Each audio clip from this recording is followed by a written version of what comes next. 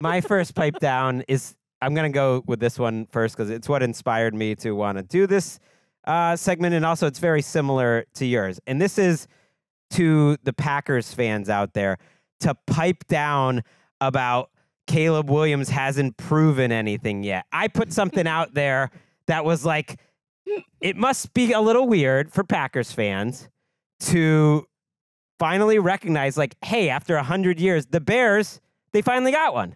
Like, this, we've been blessed with our quarterback after quarterback after quarterback, and we got another. I'm not saying anything about Jordan Love, but hey, you got this other one. And yes, every single reaction was like, it was one pass, man, because I, did it off a quote tweet. Let's see some of the responses that I got that annoyed me. I will address them one by one. One was like, haha, bro, they said the same thing about Trubisky and about Fields. There was a lot of that. Just wait, he'll learn his place soon. Oh, his place? What? There was a lot of weird Packers. There's some codes in red here. flag. Yes, Packers paternalism. And hey, newsflash, he's not Mitchell Trubisky. It's not one throw. And I like Justin Fields. I always defended him. He's not Justin Fields. He's the best prospect that a lot of people, including myself, believe we've ever seen. All you got to do is see all those throws. He's incredibly talented.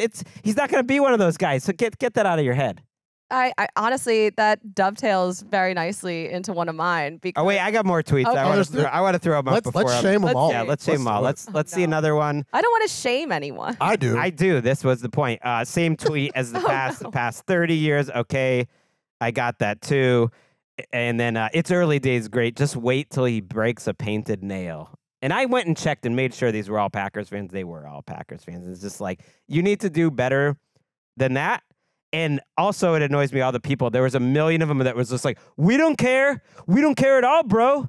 It's like, by responding and saying you don't care, that's saying how much you care. So you told on yourself. And you didn't care. You wouldn't respond with exclamation points. What is the implication there with the painted nail? Just so we're clear, is that we're making commentary on people's fashion choices? I think that's it. That he's not tough and strong you are. He's not a tough guy. You're on Twitter, dog. Like anybody. I have enjoyed him on Hard Knocks, Caleb Williams. Yeah.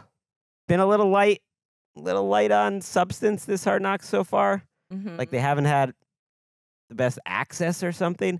But I do enjoy just getting the vibe of Caleb Williams, of what he's like as a teammate and leader, and that. It's a nice little window. All right, let's go to yours. Well, it's perfect because everyone who gets so overhyped about the rookie quarterbacks, how they looked in the preseason, we see, one drive, maybe 2 drives, and usually it's against maybe not even the first-team defense, and a lot of times they don't even have all of their first-team offensive linemen, and it's just such a mismatch of all of the things that you're not going to see in the regular season. And they make the expectations people do so high off of such a small sample size that a lot of times it sets up, I think, players in general for failure instead of success, because you're basing it off of the preseason, which is basically an NFL placebo.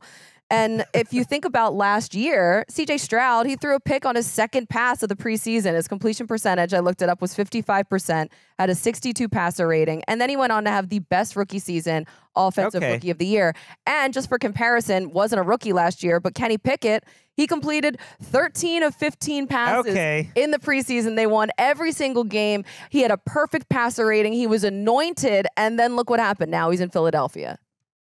Colleen, but that doesn't mean people shouldn't check out Nick Shook and I's Week 2 preseason recap, which is going to look through the mess and find out what actually matters. We don't get too high. We don't get too low. Yeah. Like in the depth chart stuff, that's what I learned the most. It's what NFL teams are watching in terms of watching other teams. They look to see, okay, who's playing with the starters, who's not, for their Week 1 opponent, like who is getting the most snaps with Josh Allen. So Buffalo's first week opponent is like looking, okay, those are the receivers we need to prepare for. That type of stuff you can learn. It's an evaluation for everybody, right, in the preseason. They're not just looking at the quarterbacks. And so you have to fully contextualize and get your expectations from fully contextualized I think it's just such a tease. Like, I just need to get to the season.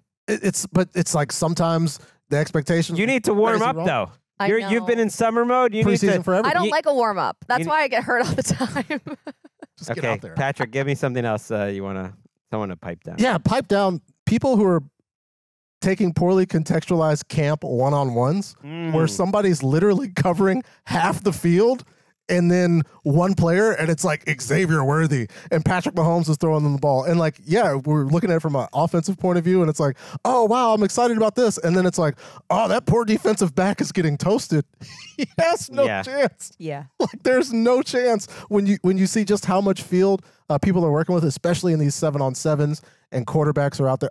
I sat there and watched Joe Burrow dice up the Bengals defense. You would think these guys had no chance. Well, except for at Raiders camp. Yeah, well, That Raiders was the camp. one camp where I was just like, Devontae wasn't there that day. And it was like, they weren't winning the 1-on-1s and 7-on-7s. I was like, oh, this is a little different. But you're absolutely right that especially 1-on-1s, but even the 7-on-7s, it's just a different sport.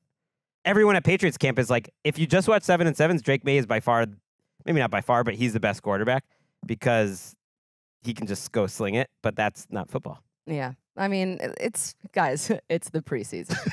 I have a bunch of little ones, smaller Please. ones. But honestly, the Cowboys, the fact that everyone is sort of getting upset about them potentially blowing up the core after this season, I'm not sure that that is actually what is going to happen here. I just don't really see a world where Jerry Jones is going to just let Dak walk away. Ooh, much ado about nothing. After That's good. this season. And CeeDee Lamb, too. It just feels like the Cowboys are sort of the parents that take away your phone when you're in trouble and then they just like give it right back to you. Like at the end of all of this, they're probably both going to get exactly what they want because Jerry wants this team to succeed and he knows that he has this talent here right now.